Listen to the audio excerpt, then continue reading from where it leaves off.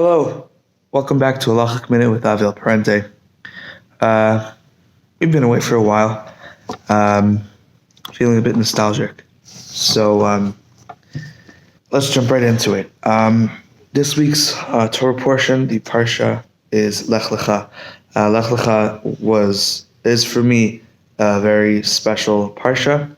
It was the first Parsha that I ever learned in Chumash. So actually reading, the text and learning and studying and analyzing all that stuff. That this was the first one, so it was very. It's a very important parsha to me. But reviewing it again this year, this is already eight. This is going to be my 8th year going through it. It's very interesting. So it just struck me. Last week's Torah portion, Noah, was obviously the story of Noah, his family, the flood. And after the flood is over, we go through the lineage of Noah to Abraham, to Avraham. It's 10 generations.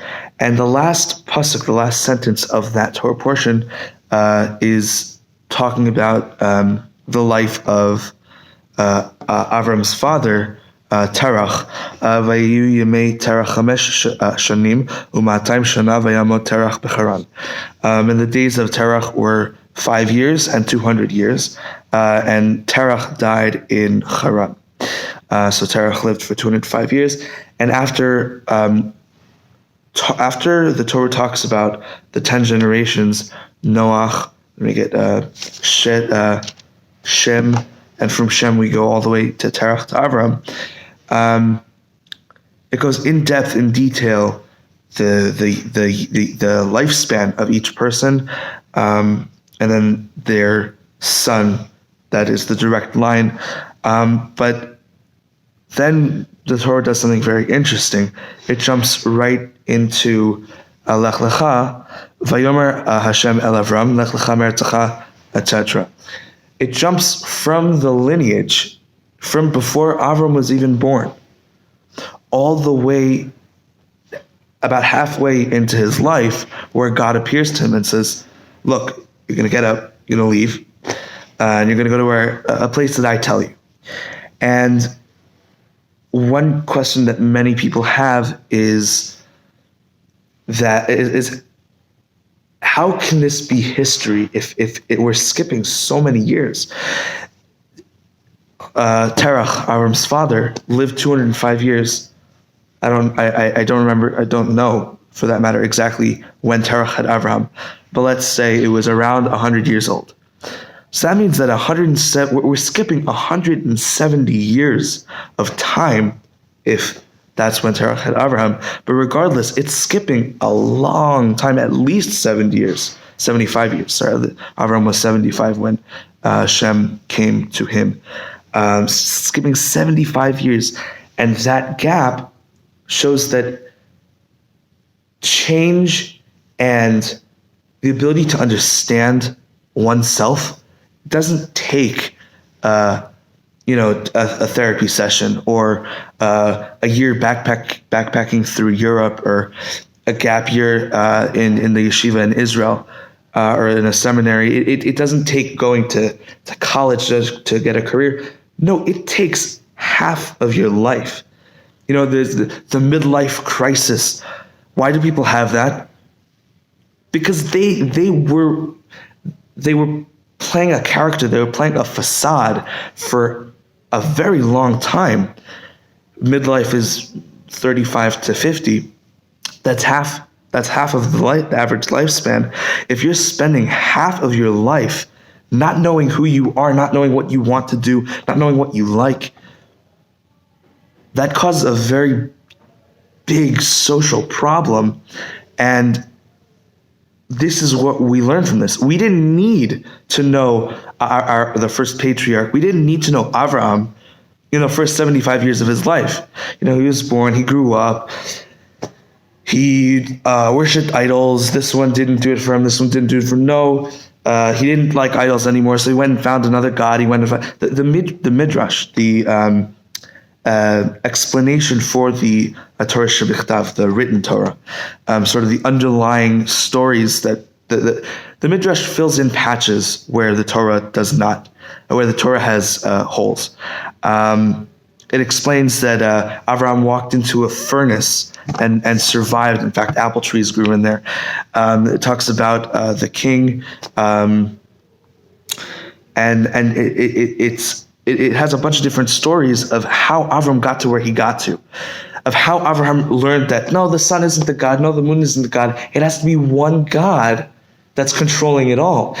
In order for us to get there, we have to find ourselves. In order for Avraham to get to where he is, where Hashem can come to him and tell him, hey, get up, you're going to go to where I show you, where I tell you to go. I'm not telling you now. All I'm telling you is to go. And once you get there, you'll be a big nation. Once you get there, you'll be blessed. That leap of faith can only be achieved once Avraham has found himself, once Avraham fully understands his core beliefs and his core values. I'm a senior in high school. I don't know who I am yet. I don't know what my future holds. I don't know any of that. With all that unknown, it's very important for each and every one of us, whether you're a senior in high school, whether you're a senior in college, whether you're 27, whether you're 37, 40, 57, doesn't matter how old you are. You always are changing. That's part of life. And the more you change, the more you're going to get lost. So don't just hold on to what you hold valuable to you. Go and explore and find yourself. Go dig deep. Really reflect upon yourself. Don't take a year in Israel. Take as much time as you need. You don't even need to go to Israel. Go wherever works for you. You can go to Canada, to China, Brazil. All these different places have different experiences for each and every one of us. And because we're all different, we're all unique, we have different things to find in these unique places. And so we learn from Avraham. At this point, it's only Avraham.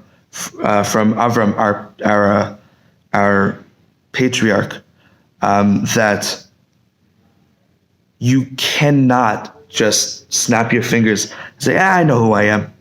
Yeah, I know I am. No, that it's not that simple. It's not that clear for anyone.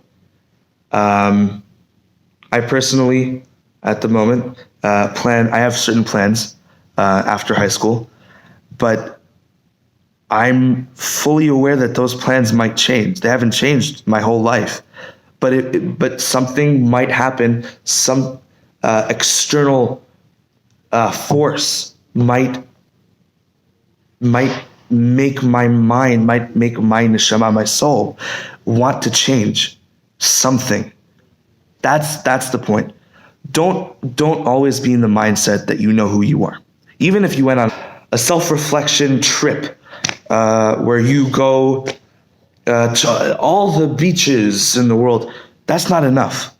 That's nowhere near enough. It might be important, it might be significant, it might be fun and living your life the best that you can, the best that you want to. But Avraham took 75 years, half of his life, just under half of his life, to figure out who he is. He didn't have a son until he was 100 years old, because you can't be a father unless you can't teach someone else how to be a person unless you know how to be a person. Avraham only now is being not confronted, but having his first interaction with God, his first encounter with God at 75 years old. He has another 25 years until he gets his son. It's a remarkable thought that the founder, the foundation of not one, but 3 of the greatest ideologies in all of human history didn't wake up one morning and say, hey, this is how it is. It took him 75 years, half of his life, until he got to the point where God was able to tell him, you believe in me? Let's go. Let's go. You're not going to have a child until you're 25. Your wife and your second wife are going to have disputes. Your household isn't going to be it'll be a relatively stable household, but it won't be at certain periods of time. Your wife is going to die after hearing that you're going to basically sacrifice your son to God. Your other son is going to try to kill your son multiple times. After your wife dies, your second wife is going to have a few more kids with you, and that's your life. God keeps on giving him tests and tests. It's 10 tests, right? There are different disputes. Different people say different which test is which. But he didn't have an easy life. He had a very challenging life. And yes, he took that time. He took that time, and he thought about it. He had the time. He didn't have the time. He made the time and put in the effort to figure out what he believed was right and wrong, what he believed was true and false. That is what we learn from the very first pasuk. That's why we have this gap of almost 2 centuries at least between his father and him being, and between Avram's father and Avram's first encounter with God.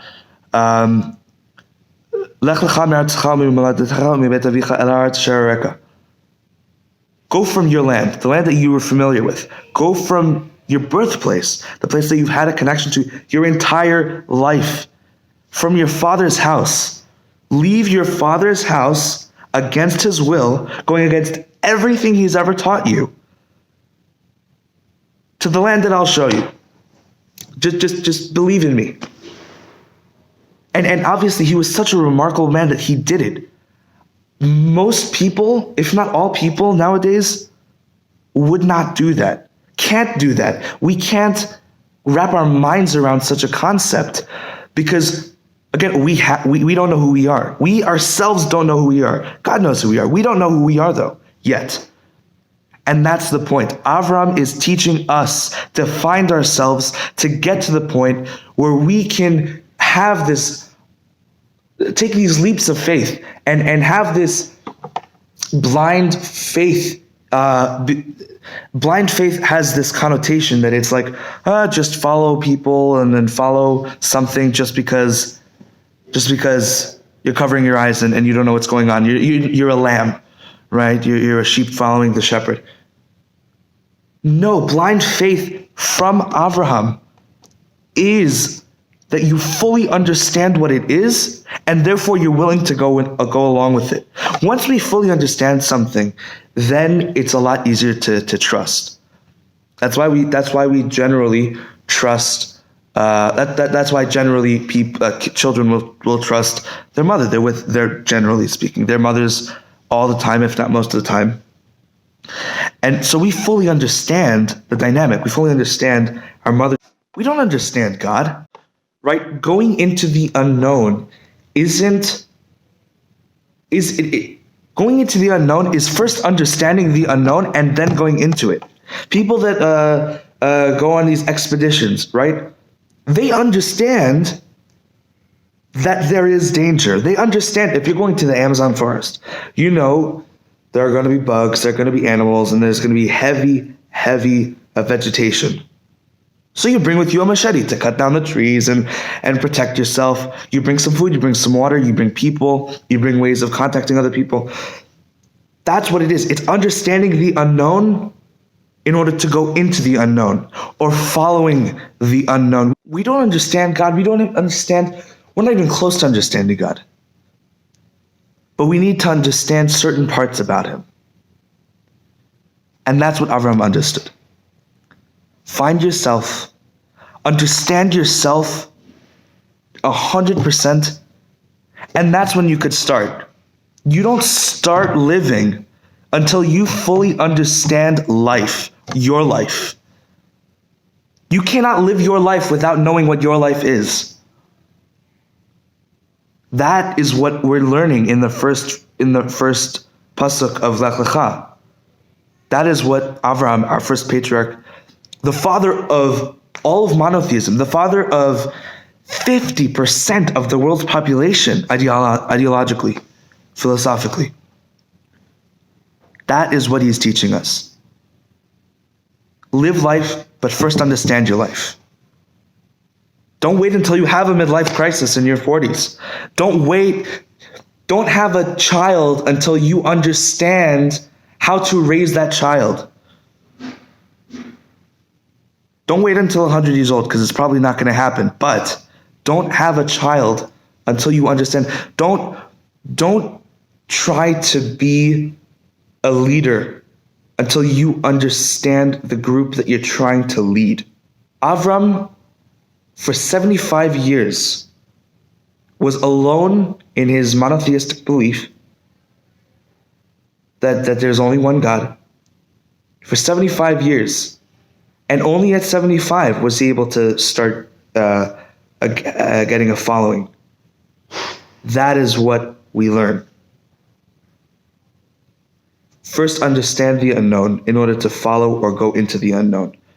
You can't live your life unless you understand your life. Thank you so much. Shabbat Shalom. And I'm hoping that we won't have so much of a time gap between now and the next video. Tune in, because I plan on starting this again every week, if not almost every week. So again, Shabbat Shalom. And remember, find yourself, understand your life in order to start living it.